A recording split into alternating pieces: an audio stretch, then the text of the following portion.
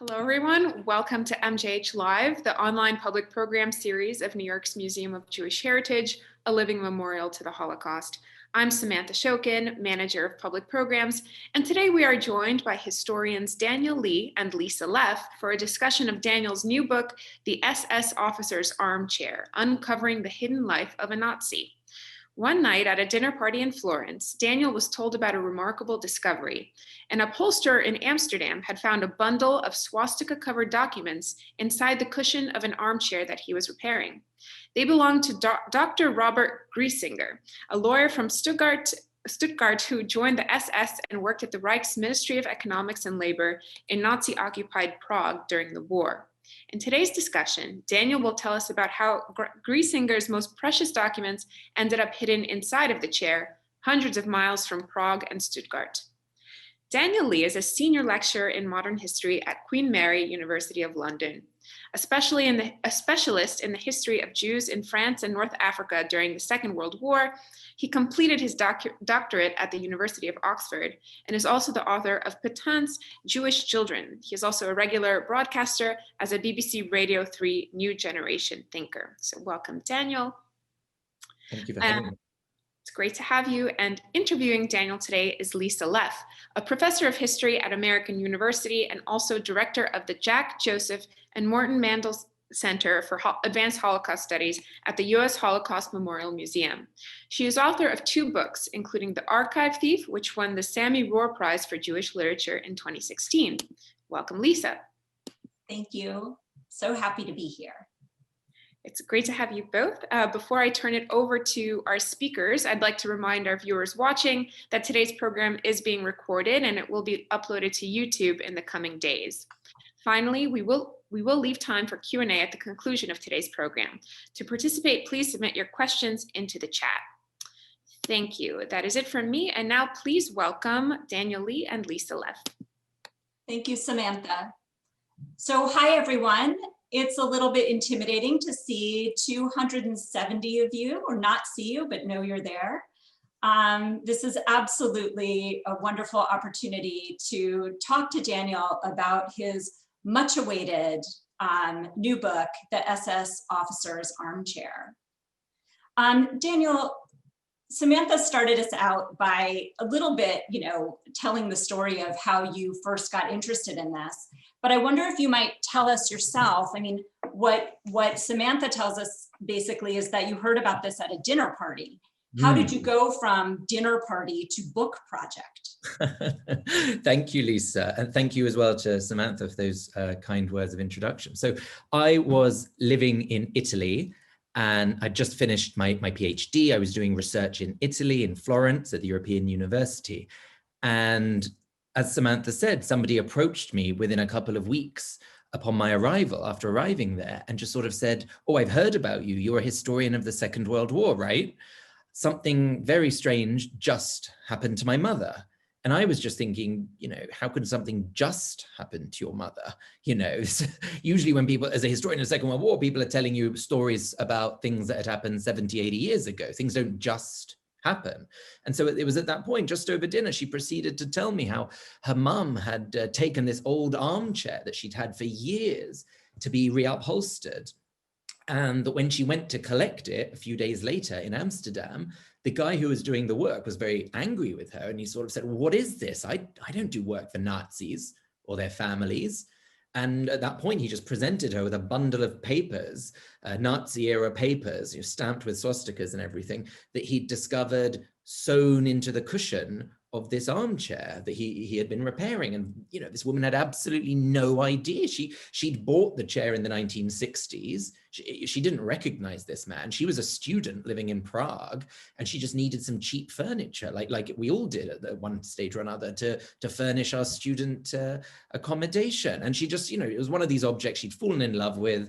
She'd had it for years and years. And so when the family were allowed to leave communist Czechoslovakia in the 80s, they took this object with them to the Netherlands, and they'd had it all this time.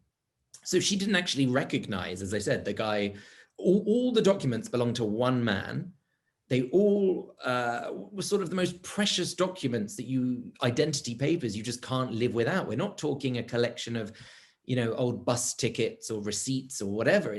We're talking passports, a couple of passports, PhD certificate in law, stocks and shares that had never ever been cashed, your real prized possessions.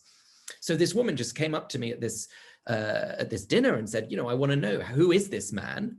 And how on earth did his documents end up inside my bedroom, in this chair that I've done my homework on? And just, whenever you look at photos from the 80s and 90s in their family, this chair's sort of sitting in the background.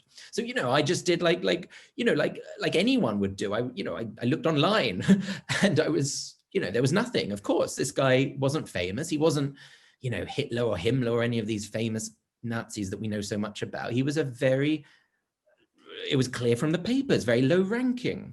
There was nothing about him in any books. And so what I did was, I was curious to know a little bit more. So I just went to Prague and started pushing on doors there to try and answer some questions. And that was the first research trip where I discovered so much from being in Prague. I don't know if Samantha's able to show, but we actually have a picture, I think, hopefully, of the armchair and of perhaps one or two of the documents. So here's the chair we have here. Thanks, Samantha. And then, so I basically went around Prague with 25 color photos of that chair, just interviewing chair makers, because I wanted to know everything about the chair. Who had made it, how much it cost, who was the intended buyer, things like this. And, I was basically, going around antique shops, because, was this a chair that perhaps he had taken from Germany to Prague? Was it a chair made in Prague? Was it a chair that had once belonged to a Jewish family, perhaps in Western Europe, that might have been taken east? And we know that this happened time and time again, especially in France, the Netherlands, Belgium. Lots of furniture was taken east. So I wanted to know everything about the history of the object itself. But of course, while I was in Prague, I wanted to know more about the man. And so that's what took me to the archives. And that's where I made my first discoveries. Now, I want to stop you before I want to jump in to talk about Griesinger, of course, but before we get there, I want to ask about you, because there's one thing you said I thought was so curious, which is, I did what anyone would do. I ran off to Prague and started going to the archives. And I would beg to differ, Daniel. I'm a historian too. And when someone talks to me at a dinner party about their Nazi past, or their family's Nazi past, or the Nazi past of someone they met, I don't necessarily drop everything and fly to Prague. So I think we're getting a first clue about you, which is something about this story grabbed you. Why? Do you know why this made you drop everything? I mean, you were spending a year in Florence. Yeah. Yeah.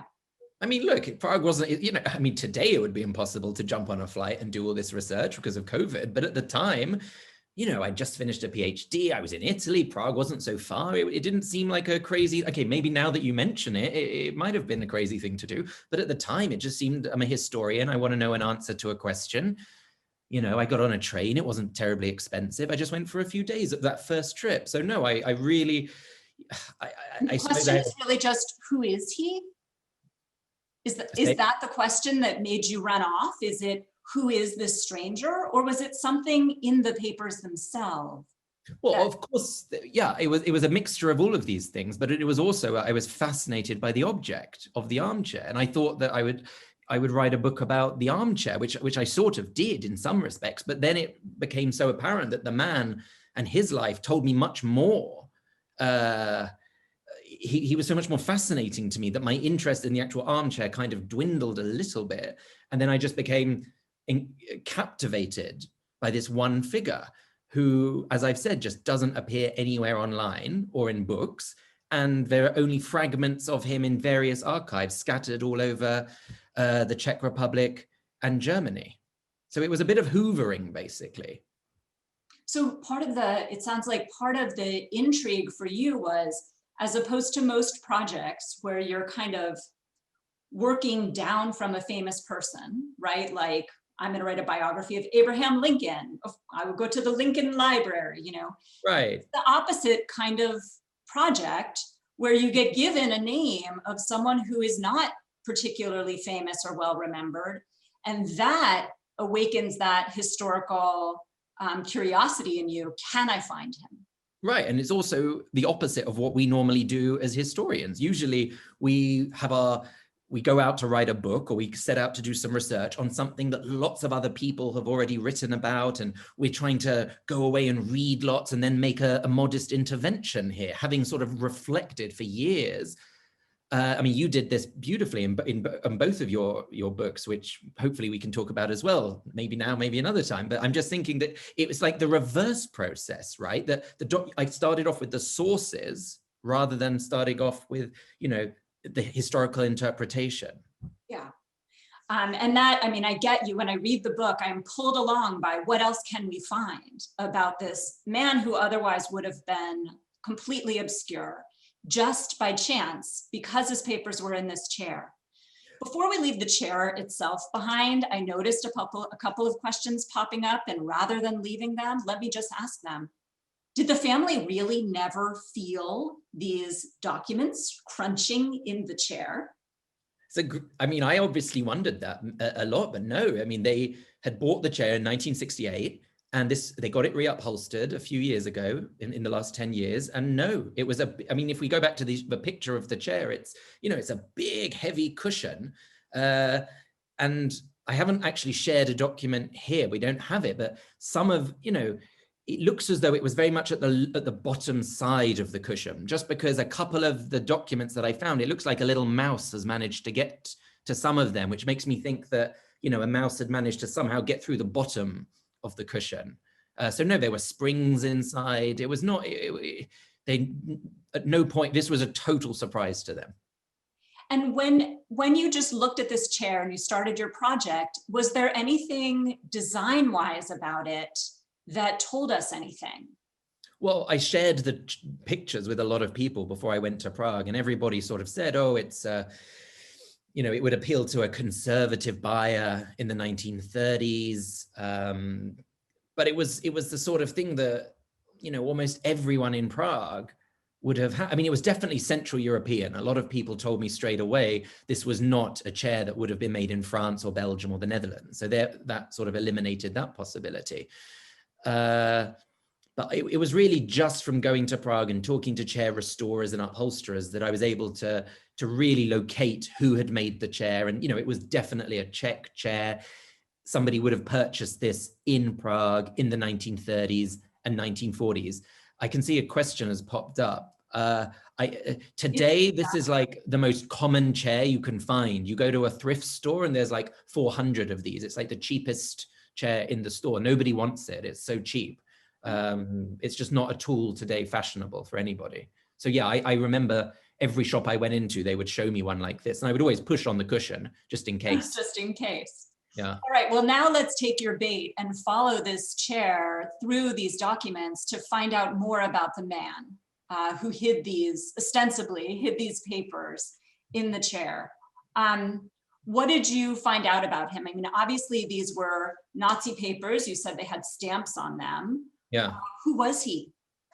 So from looking at the documents in the chair, it wasn't very clear that he was even a Nazi, because even as we know, even Jews had, you know, swastikas stamped all over their papers. So there was nothing sort of that gave away any sort of particular political affiliation with the Nazi party. It sort of suggests, well, I could see that he was a civil servant and he was based in Nazi-occupied Prague during the war, and he was from Stuttgart, and he was a lawyer. But apart from that, there was very little to go on. So, so here we have one of the passports. Great. So that shows us who he was. You can't see very clearly here, but he has a nice sort of scar here on his chin, which I was very intrigued about, which was always a question in my mind. Oh, yes. Thank you, Samantha. Yeah. So when I went to Prague, I went to sort of look at the Ministry of Economics and Labor, because that's where I could see that he was working from the documents. And then just honestly, within a couple of days, it was very clear that he wasn't just a civil servant, because the archives in the Czech Republic are in fantastic condition. You know, if anybody wants a research project, just go and work in Prague, because, you know, from what I could see, like there wasn't anywhere near as much destruction of papers at the end of the Second World War, as was the case in other countries, like in France or in Germany. So the archives of the place he was working at and all the other ministries in Prague were almost complete as far as I was concerned. It was very clear from early on that he was in the SS. That came up on a lot of documents with his name on. And so that, automatically threw me, because, here is somebody who at first I thought, okay, he's just a civil servant. He's probably, look at his nice suit, etc. There's no evidence that he's a Nazi. But then, of course, one thing led to another. I saw the SS, and that's, really, really was the moment that piqued my interest in him. And Daniel, to give us a sense for all of the people watching, what does it mean? What's the difference between a German civil servant working as part of the German occupation of Prague and an SS man? Well, to be in the SS, maybe we'll talk about this in a minute, was, it was a choice to join, and it was an organization that was really intended to be for sort of the elite, people who were sort of the creme de la creme of German sort of society from the moment it was created in the mid-1920s. This organization was supposed to sort of lead Germany forward, and they were meant to be an example of, the sorts of manliness that German men and German families indeed should aspire to. But it was very much, and this is what I show in my book, it was very much an organization that people dipped in and out of according to their interests. So it wasn't a question of SS men every day putting their SS uniform on, going to work in the SS. A lot of these SS men actually would only ever go perhaps once or twice a month. It was a sort of a membership, which, if they wanted to sort of be more involved and get promoted, then they could. But for a lot of like doctors, lawyers, civil servants, they just paid their membership fee, would attend some meetings, but they were never sort of like concentration camp guards or people who would have to be permanent members of the SS. Right. These people had other full-time jobs, like Griesinger, full-time job at the ministry, part-time SS. I see.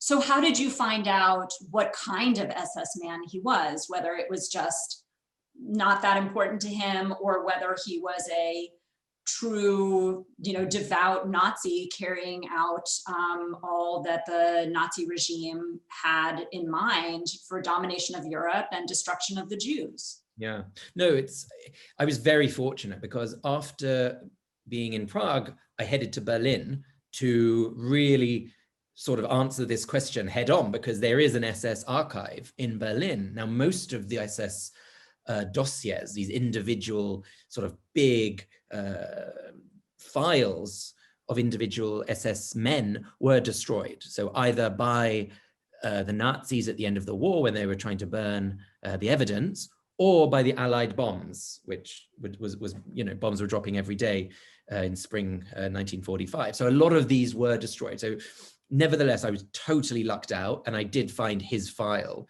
in Berlin, his SS file. And so that, again, that was able to answer a lot of my questions just about, obviously him, his background, how he joined the organization, the positions that he held. But the most fascinating thing for me amidst all these SS papers on him was really his love life and his desire to get married in 1930, end of 1935, beginning of 1936, because if you were in the SS, you couldn't just get married to anybody. You needed permission from the top, because you were supposed to be this elite, etc.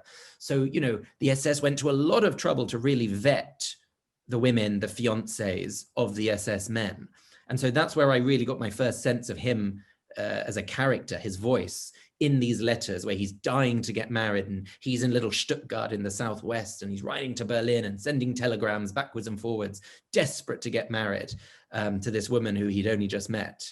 So that was really. Did that show him to be like more of an opportunist, or was he a true believer in the Nazi cause? No, but I have no doubt, and this is no spoiler to my book, that Robert Griesinger was not at this point in any way a true believer in the Nazi cause. This man grew up, I mean, we haven't mentioned his background, perhaps we'll mention it in a moment. Let's do that now. Okay, so he grew up in this extremely right-wing nationalist, anti-communist, anti-Weimar, anti-Semitic background in the southwest of Germany, you know, and he and his family were monarchists. And the Southwest, just especially somewhere like Stuttgart, just didn't have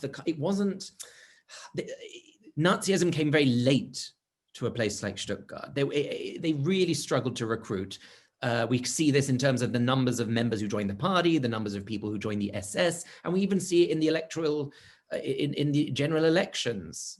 Every time the Nazis are increasing everywhere else in Germany, or overall in Germany, Stuttgart is, and the Württemberg, the state of Württemberg, is never doing quite as well. There's a sort of, it really does struggle. And this, for someone like Griesinger, there are plenty of other nationalist right-wing parties to choose from, which are well established, which are conservative.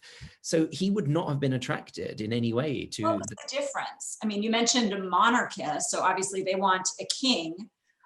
What would have been some of the political ideas that Griesinger and his milieu would have been more familiar with than Nazism, and how did they perceive the Nazis? Well, for someone like his father, I mean, his father, like I said, was this military man who was very close to the king of Württemberg in the First World War. He'd fought alongside him.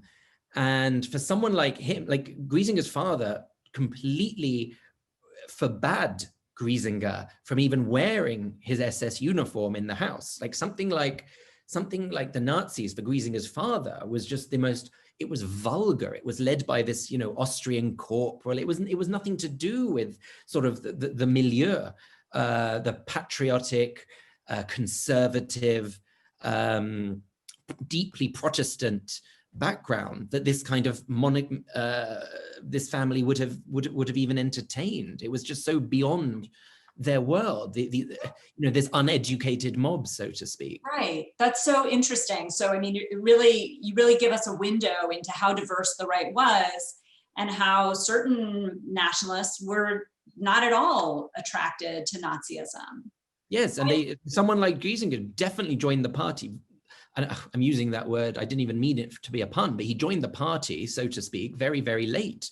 Like he couldn't even join the party when he decided that he needed to be a Nazi. In the beginning of 1933, he's still not a member of the Nazi party, and he sees everybody else getting promoted around him in the civil service, and he thinks, God, you know, I've missed the bus. You know, what do I do? So this is why he's able to join the SS, because his background, his fantastic university education, his PhD in law, the fact, you know, that he's a Protestant, whatever, he ticks all of these boxes that would afford him entry to the SS. So in a way, he doesn't even need to join the party because he's already got to the very top, so to speak, of that hierarchy. It is kind of opportunism, right? It's kind of a careerism that pushes him in to jump out of his traditional, where he would have been traditionally politically, to go from one kind of right-wing party, more traditionally conservative, to this one. Yes, but let's not forget that at first, Hitler still in his government in the beginning of 1933, he still had conservatives working alongside him. So for somebody like Griesinger, he's looking at this Hitler, this thug, and he's thinking, oh, I don't really approve of all of these tactics, you know, like rounding up people and throwing them into camps as early as spring 1933. But, you know, there are some of these other parties who I do respect, like the DNVP, for example, the traditionalists. Well, as long as they're in the cabinet, then, you know, and at the end of the day, they're only rounding up communists who we hate and social democrats. So, you know, they're a bit vulgar, but it's better to have them than what we had before under Weimar. Yeah, so what you've got is a really good case of how important this coalition on the right was to the Nazi Party's success. Absolutely, absolutely. It really legitimized, it did a lot for people like Griesinger. Yeah.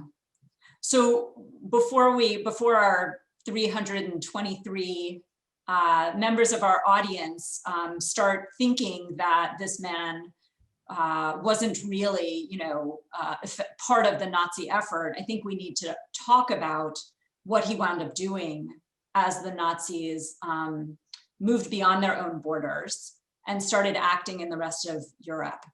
Can you tell us something about Griesinger's career and particularly what he did during wartime?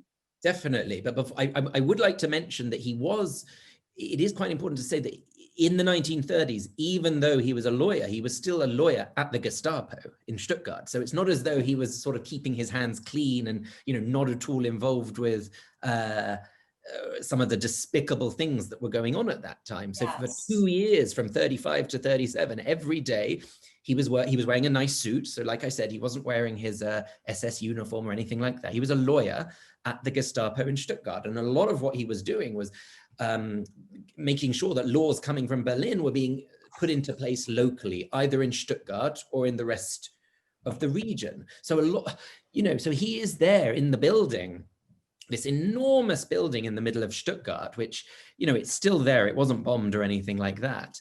And, you know, even today, when I was there, I met several very elderly Germans who do not even take the street that the Gestapo was located on, because they were just still terrified of the stories they heard as children about the torture cells in the building, in the basement of that building. So still today, that has left a lasting impact. So Griesinger would not have been in those torture cells. Of course not. Other Gestapo agents would have been doing that, but my God, did he know what was going on? And by working goodness, in the very building. Exactly. And a lot of these people who are rounding up opponents of the regimes are carrying out orders that he has sent, that he has put into place, that he is implementing from above. So that's just the first thing I want to say about this idea of him, you know, just being ordinary and, you know, just because he wasn't at the top, you know, doesn't make him in any way less guilty. You know, the guy from the start knew exactly what he was doing. He knew what was going on towards opponents of the regime, and he was more than happy to continue in his role. And this is, again, this is what we see later when we get to Prague. So to answer your question, sorry about that diversion, but during the war, he's in France at first. He's very, very cross because he's not in one of these fancy schmancy units of the SS, or is in one of these new office jobs somewhere in the East. So his letters from the time is a desperate, you see him, you know, all he wants is to be behind a desk somewhere in Central or Eastern Europe. He does not want to be a soldier. I think we have a picture, possibly, Samantha, of Griesinger as a soldier in his Wehrmacht uniform. Oh, and yeah, somewhere here, yeah. So he's in France. The German army invades France. France falls very, very quickly after about 5-6 weeks. He spends the summer in France. Most of what he and his unit are doing at that time is preparing for the invasion of Britain, because, as we know, in the summer of 1940, nobody would have thought that the Allies would lose the war. Everybody knew Germany would win. It was pretty obvious. So, you know, there was no United States, no Soviet Union involved. So it was only a matter of time until Britain fell. And so a lot of what he's doing in France during the summer of 1940 is preparing this. He's sort of going off to the local rivers and planning these landings that were supposed to take place in the British coast. But of course, as we know, this doesn't happen. And so he goes back to Stuttgart with his unit. They're sort of greeted as heroes. And he stays in Stuttgart for a few months. And then in the spring of 1941, he's called up again and his unit starts to head east. And what we see from the letters and the diaries from the men in his unit at that point is complete confusion, because they have no idea why they're going east. You know, they thought, you know, we have this wonderful pact with Stalin. You know, we must be going to Palestine, or we must be going to British India and to fight the British there, and Stalin is just going to let us through. It's like these German soldiers had absolutely, some of them even went out and bought guidebooks in Arabic or in Farsi. You know, they had absolutely no idea why. So this invasion. Wait, Daniel, give us a sense of when this is, because isn't the invasion of the Soviet Union on like June 22nd, 1941? Yeah, so he's going around about, I think, the 2nd or 4th or 5th of June. So, you know, they've got orders to do something, and it's not, there's still no reason for doing it. They're told, like, I think it's like within days, it's like very last minute, the surprise attack, which, as we know, took Stalin completely by surprise. I think Stalin just went off and sort of wasn't seen in public for a few days after the invasion occurred. It was Yeah. a total surprise. Like even the printers who were printing leaflets that the aeroplanes were going to drop into the Soviet Union, the actual men who printed it were locked up so that they wouldn't be able to release the secrets. It was a total surprise. So And, so what we have is, sorry. I was going to just ask you, so what is his unit wind up doing in the East as part of this war? So his unit, by June 1941, they start invading East. They invade Ukraine and they are headed to Kiev.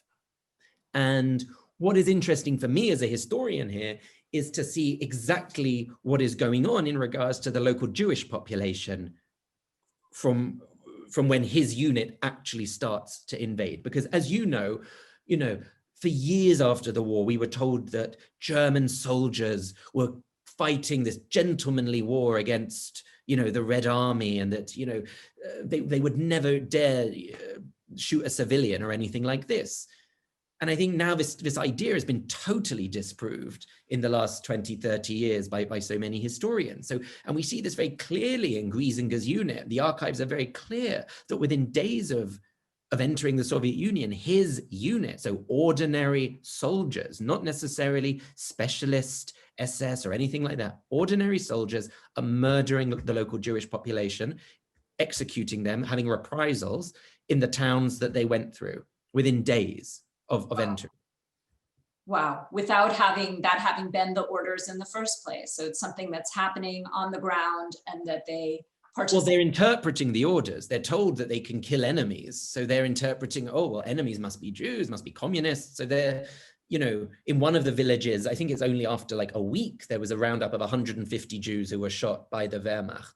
Yeah. And a lot of people knew what was going on back in Germany, because of course, a lot of these German soldiers are taking photos, sending the film home for their wives and girlfriends who are then developing these and looking at the pictures, etc. The mass slaughter of the Jews in Ukraine in summer 1941, it was not in any way a surprise. So anyway, I don't know, I feel like— Is there any sign of how enthusiastic Griesinger might have been for this, or is this another kind of a hole in the archives? This is a total hole. I'm having to go off of the letter. I was very fortunate to find so many letters from the men of his unit, but I was never able to actually know whether none of the men ever wrote, "I shot a Jew today," or anything like that. They would say to their wives or mothers, "Oh, the scenes here, these, ghastly Jewish," that's toning it down, but these ghastly Jewish people in Ukraine, we are seeing things that I can't even write about, I cannot even tell you about.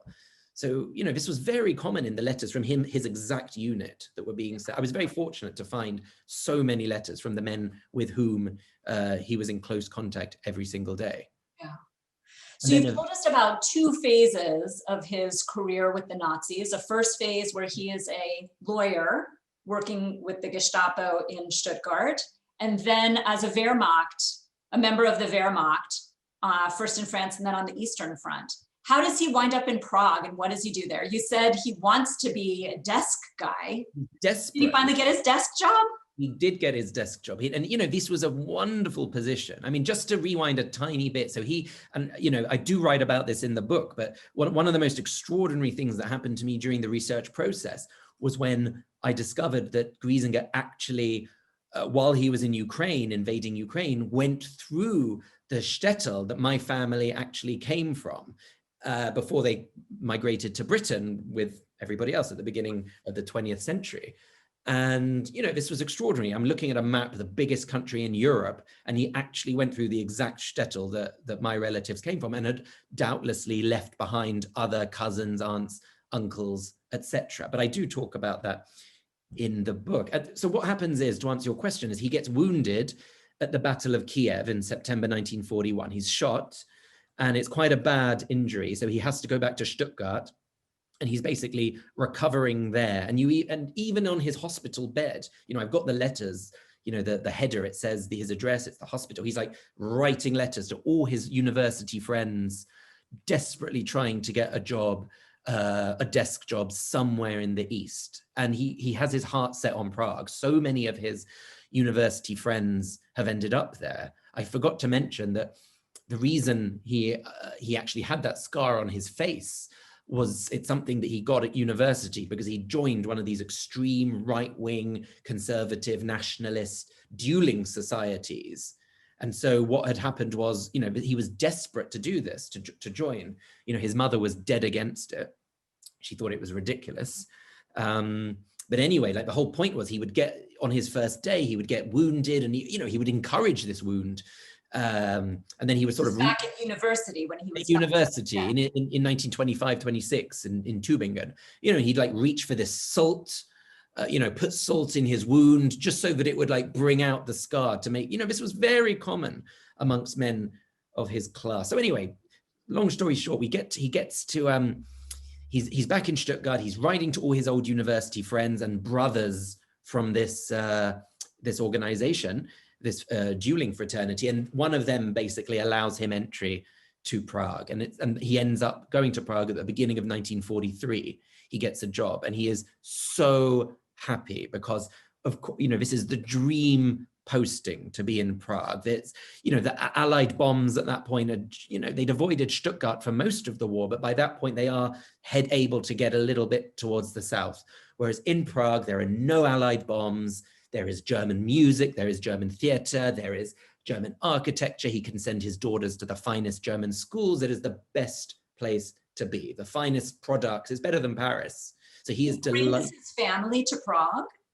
Of course, of course. This was like, you know, as I said, it's a dream posting. And if bombs are starting to fall on Stuttgart at that point, and the quality of life in Prague, the sort of people, the circles that they would be mixing with, you know, is extremely far superior to anything that they would have had in Stuttgart. You'd only like not the losers, but yeah, for want of a better expression, it was the losers who would stay behind in Germany. All the ambitious young men who wanted to advance their careers, they were the first ones out getting jobs in all these newly conquered territories in the East, those who were ambitious and wanted promotion. That was exactly his case. So did a promotion mean that, you know, what you described he was doing in the Wehrmacht in the East is so brutal, it's so direct. Was this promotion part of distancing himself from Nazi terror? No, because he was still like in Stuttgart, where he was, you know, doing these horrific acts from behind a typewriter or behind a desk. He's still doing exactly the same thing in Nazi-occupied Prague. So, for example, a lot of what he is doing in Prague is making sure that the Czech economy is working for the German war effort. So he is making sure that the Czech factories are being you know, shoe factories are being turned into armaments factories. He's making sure that Czech workers are being sent to Germany in horrific conditions. You know, we forget how, you know, how so many of these forced laborers from all over Europe who ended up working in these factories in Germany and Austria and often in the Czech lands were very, you know, were treated abysmally. The suicide rate was horrific. They were the first to die because often the Allied bombs would be at the sort of the railway lines close to the factories. His job involved a lot of travel around the Czech lands. He knew, you know, what was going on. He knew what was going on as far as the Jewish population was concerned, that's for sure. He moved to this beautiful suburb in Prague, which had, you know, huge Jewish population before the war. And by the time he'd arrived, every Jew of that suburb was already either in Theresienstadt or they had already been deported by 1943. That was his situation, living in this area where, so by the time he gets to Prague, he's responsible for a lot of Jews or half Jews or Jews who had married Christian women who are able for certain exemptions, who are still doing forced labor in various camps across the Czech lands. I see. So, I mean, one of the things you're saying really confirms that, you know, what we've talked about since Hannah Arendt, right? Which is the desk murderers were just, maybe even from a position like this, a more important part of the Nazi effort to conquer Europe and annihilate all the Jews than an individual member of the Wehrmacht on the front. Right? I mean, yeah, and what's so interesting about him is that he's able just to switch so effortlessly, because, on the one hand, he's a fantastic son. Yes, he fights with his mother. And the reason I know so much about this is because his mother kept a diary, which she wrote in every single day from the day he was born. And his family very graciously allowed me access to the family papers. So yeah, he was he was a loving son, a fantastic husband, a wonderful father, etc., etc. Loved animals. I think we have a photo perhaps of a day in Prague, I think in 1943, if Samantha's able to show that.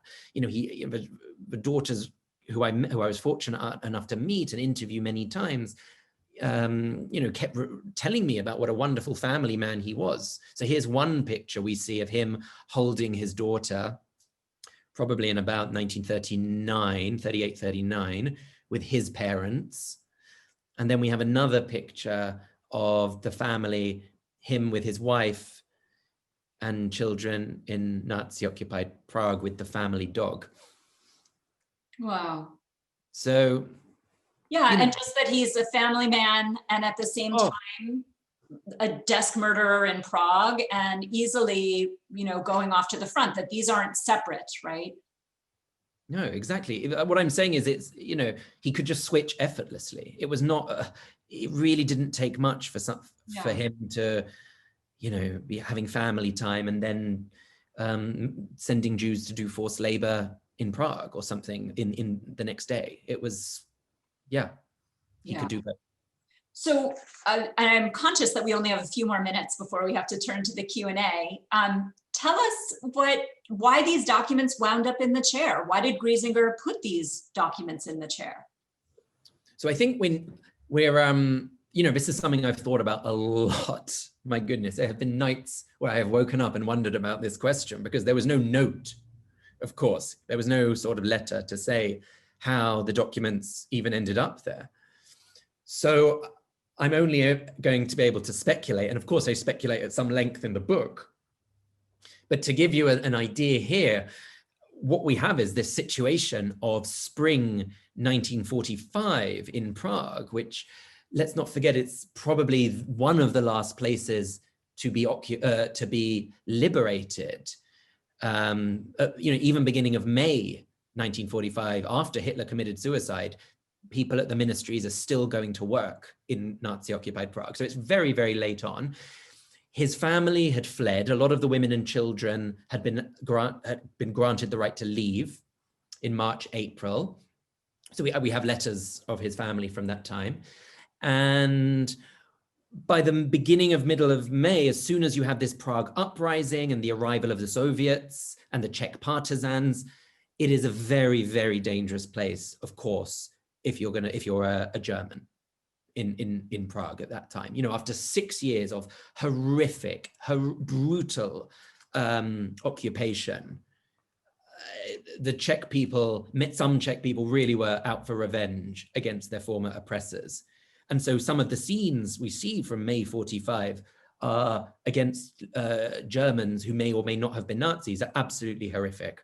Of course, you can't compare it to what, the 6 years of what the Czechs had been under during the Nazi rule, but nevertheless, it was still pretty terrible to be a German. And so we do see instances of mass killings, of people who even looked or sounded German. It was a very dangerous place at that point. So it is at that point highly likely that his documents ended up in the chair at that point. Yes. So I'm seeing a lot of the questions in the chat are about what happened to him in the post-war. Daniel, are we going to leave them hanging, or do you want to give that part away? No, I'm happy to talk about anything, Lisa. Okay. I do hope people have a look at the book and that they enjoy it, but I'm also happy to talk about it. Well, there's so much more in the book than this, but did he survive the war? He did not survive the war. He died in Prague in September of 45. Yeah. And a lot of what I had heard from the family legend was that he had been murdered in a hospital in Prague. But my visits to Prague show that this definitely could have been the case. But there are other factors that might have contributed to his death at that point, but he definitely did not survive, much to the regret of his family, and especially his oldest daughter, with whom he was extremely close, and who never quite got over, still has not got over the loss of her father at that point. She was waiting and waiting for him to come back, like so many little, German children. And of course, he never did. So that maybe leads me to a last question, which is one of the most beautiful and touching parts of the book, and thought-provoking for me, was just how much empathy you have for the surviving family and what a nice relationship you develop with them. Tell me about that. How was that possible for you as, a Jewish person yourself, you talk about your family being from a town that this man participated in mass murder of Jews who were still there. Yeah. How is it that you had such remarkable empathy for them and were able to develop this relationship with their daughters? I think I was very, very fortunate, because I think, like you say, a lot of Germans, if I were to approach them and ask about what their fathers or mothers had done during the war, would probably not want to talk to me, or they wouldn't necessarily even know themselves very much. So I think in my case, the chair really acted as a way in the sense that I was able to sort of contact this family and say to them, okay, hi, I've discovered your father's documents from 1945. Would you like them? And of course, this immediately opened a sort of relationship between us. But even, to find the daughters was extremely hard. I didn't know their names, their married names. It's always hard when you're looking for women in history, obviously. It's much easier to search through men's fathers' names, father. It's extremely hard when the women get married. It was impossible to find his daughters. So at one point, I was so desperate in Stuttgart that I picked up the phone directory, the phone book, and I just called every single person with the name Griesinger in the phone book. I don't even know what I was hoping I would achieve. But anyway, somebody eventually said, oh yes, Robert Griesinger, that was my father's brother. How can I help you? And that was just, oh my God, what do I do now? What do I say? I found all of his papers in an armchair in the Netherlands. Like, they would have thought I was crazy if I had said that. But anyway, I made up some little story, anyway, it all worked out fine, thankfully. But anyway, through the nephew, I was able to meet the daughters, and that was just marvelous. As you say, I could not have done this book without them. That is for sure. It was a very curious relationship, in the sense that usually as the historian, I'm sitting there asking questions, and the person is able to tell me the answers. And then, you have a cup of tea and you sort of go on your merry way. But this didn't happen here, because once I'd finished asking my questions, we had this sudden role reversal.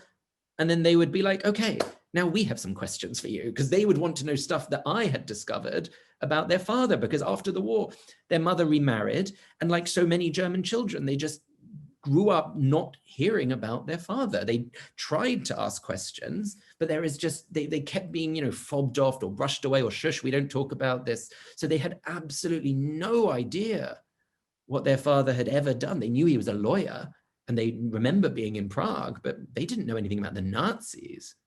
Yeah. I mean, and now after this, I'll turn it over to Samantha for your questions. But one of the most beautiful things in this book, I think, is showing us the role that historians can play in restoring knowledge about the past, and that really comes across when you talk about the daughter's interest in what you were discovering. But let me pass it over now to Samantha, who's going to handle the Q&A from you all. Thank you so much, Lisa. We have many questions coming in and only 10 minutes remaining, but I'll do my best to get to as many as I can. So I guess just jumping off from where we left off just now, you were speaking a little bit about his children. Someone in the audience would like for you to tell us a bit more about his remaining children that are alive, where they are, how old they are, and how they feel about your book. Thank you. Thank you for the question. So he got married in February 1936 to a woman who had actually just only a few months before got divorced, or was getting divorced from her first husband, and she had a little boy. We actually saw that in the photo I just had. Actually, Samantha, would you mind putting that up again, the picture in Prague? Sure.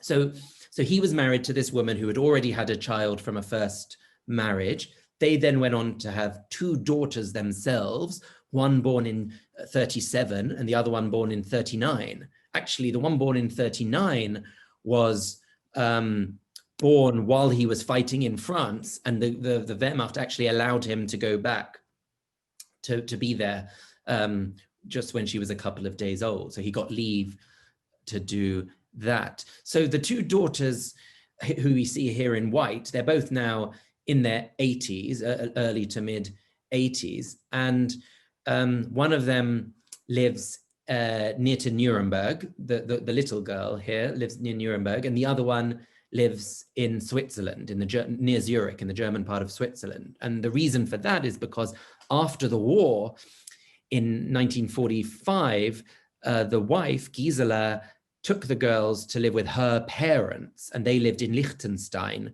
which is on the border of Switzerland and Austria. And Gisela fell in love with a Swiss ski instructor, and her parents were absolutely horrified.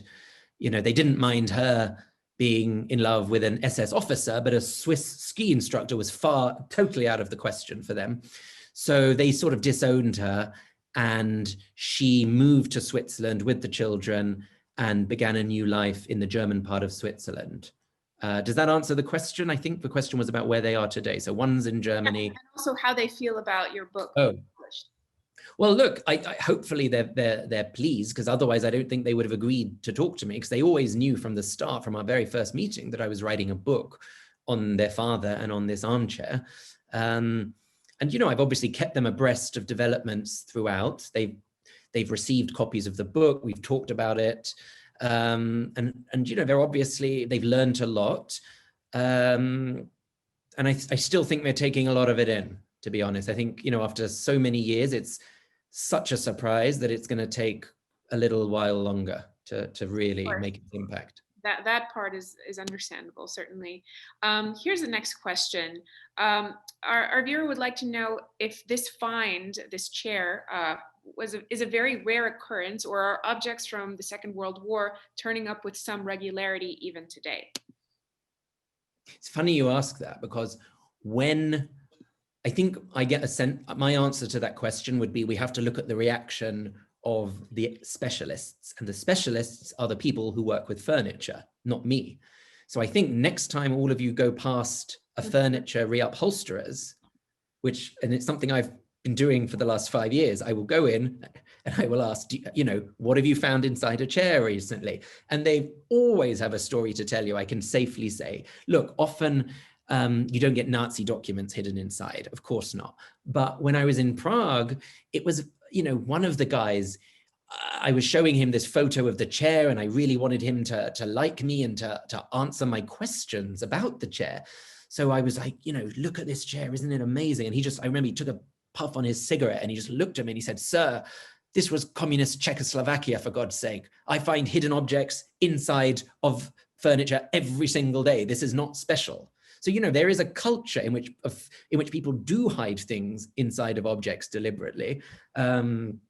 But often, I think, where I live in London, it's often usually sort of banknotes or you know, things like that, money. It's not really World War II things, but you never know. I remember one time not so long ago talking to a colleague of mine here in England who's German, and she was telling me that the only object she inherited from her German grandmother was apparently this bread board, you know, a wooden board on which to chop bread. And that's the only, apparently her grandmother treasured this one breadboard, and she couldn't understand why. So when the grandmother died, she took the breadboard. And then one day she herself is chopping bread, and then totally by mistake, the breadboard falls onto the floor and it broke. And she was like, "Oh my goodness, I've broken my grandma's treasured object."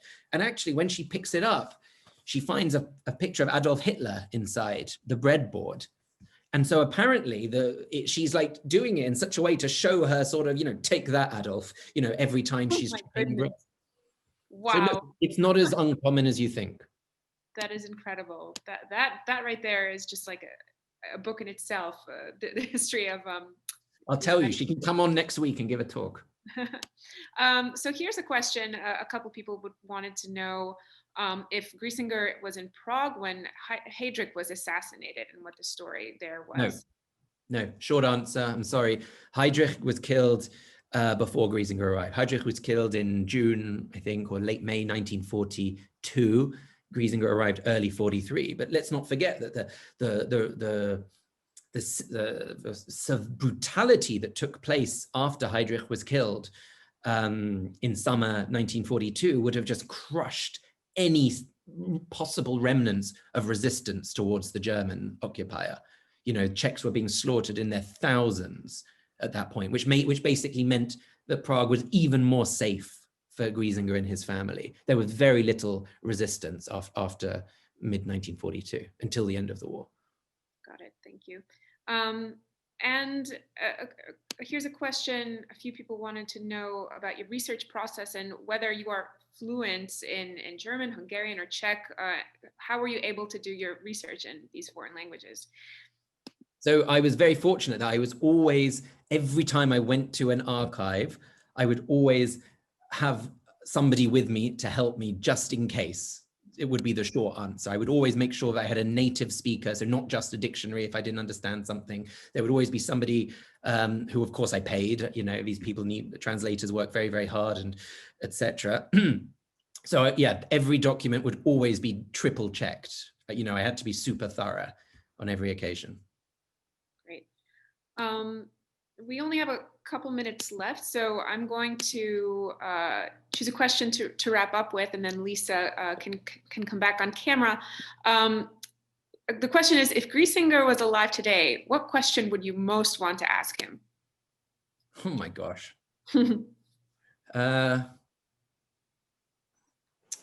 What a good question. I suppose it's a wonderful question. I mean, as a historian, I often avoid these kinds of questions, but I suppose I would love to know more about his life at the Gestapo and in the SS. Obviously, I would be curious to know how he hid the documents and when he hid the documents, but I'm dying to know a little bit more about the kind of activities that he took part in during the 1930s, the social activities, the kind of things that SS men were getting up to, just to me seems so extraordinary. I'd love to know what actually attracted him to it and how involved how